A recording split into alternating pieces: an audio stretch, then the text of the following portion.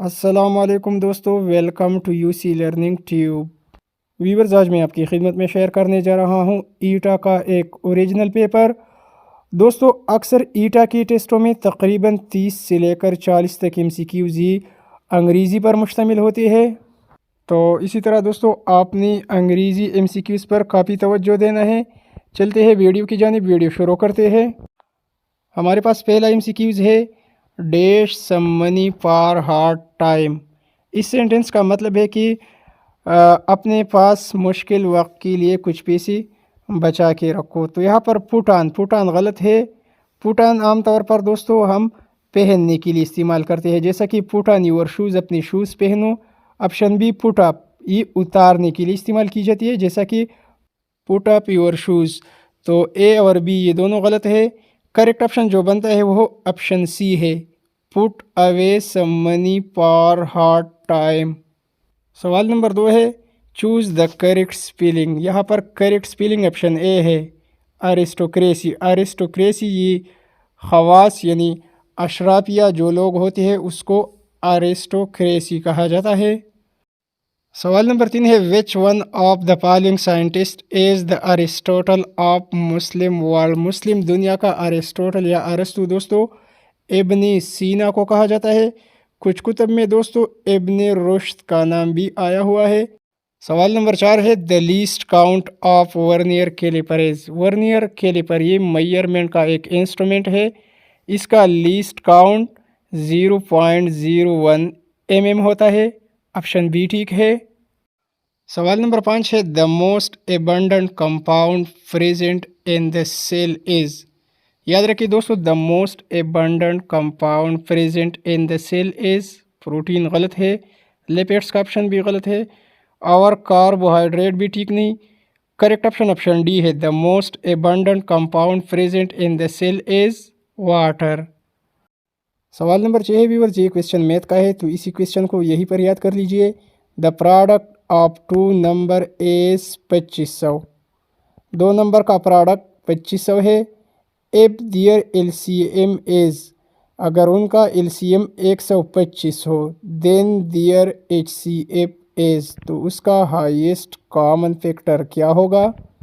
तो व्यूअर्स, इसी क्वेश्चन को हम इस तरह हल करेंगे। P2 is equal to product of two number ये मसावी है एलसीएम की लीस्ट कॉमन मल्टीपल ज़रबे एचसीएफ की हाईएस्ट कॉमन फैक्टर की। तो हमारे पास प्रोडक्ट ऑफ टू नंबर 2500 है।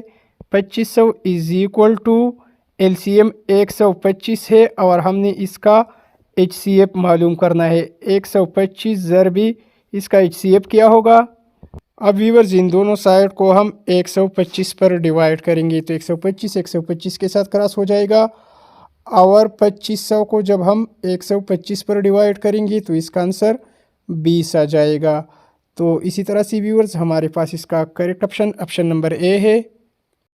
आगे बढ़ने से पहले व्यूअर्स, हमारे चैनल यूसी लर्निंग ट्यूब को ख़ुद भी सब्सक्राइब कीजिए और अपने दोस्तों को भी बताइए कि वो हमारे चैनल यूसी लर्निंग ट्यूब को सब्सक्राइब करें। सवाल नंबर 7 है, the number 1 is dash number. एक नंबर ये कौन सा नंबर है। ऑप्शन ए में यहाँ पर प्राइम लिखा है, ऑप्शन बी में कंपोजिट लिखा है और ऑप्शन सी में नेचुरल लिखा है। तो आप ये तीनों नंबर्स याद रखिए दोस्तों।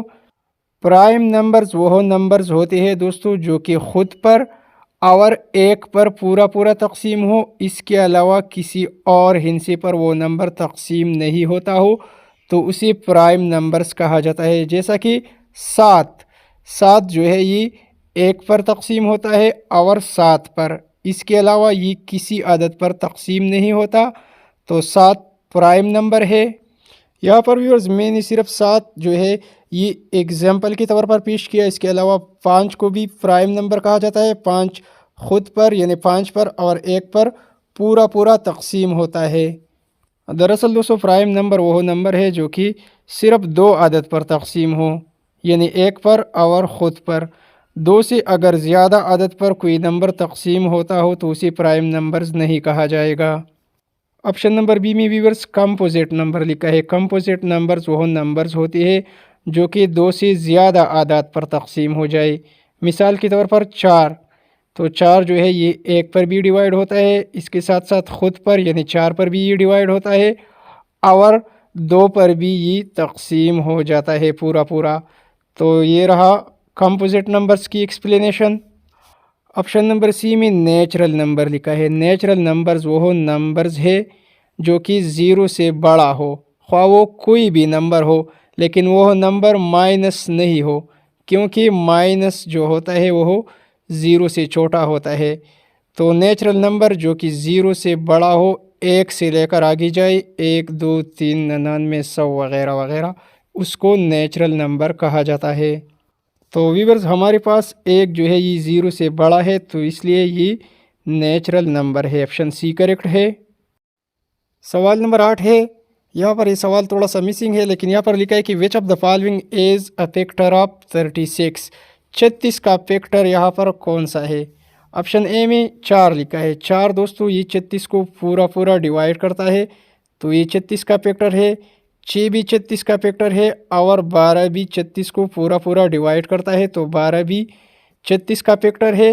یہاں پر 16 جو ہے یہ 36 کا فیکٹر نہیں ہے۔ کویسچن نمبر 9 دیکھیں دوستو، یہ انتہائی اہم کویسچن ہے کیونکہ تقریباً ہر دوسری ایٹا ٹیسٹ میں اسی بارے میں سوالات آ رہے ہیں۔ سوال نمبر 9 میں لکھا ہے کہ Muhammad bin Qasim was the nephew of. Muhammad bin Qasim کس کی بھتیجی تھی؟ نیفیو بانجے کو بھی کہا جاتا ہے، تو یہاں آپشن ڈی کریکٹ ہے، حجاج بن یوسف کی۔ اسی ایک سوال کے ساتھ دوستو اس طرح کی سوالات بھی پوچھی جا رہی ہے کہ محمد بن قاسم کب سن آئی تھی؟ 712 کو۔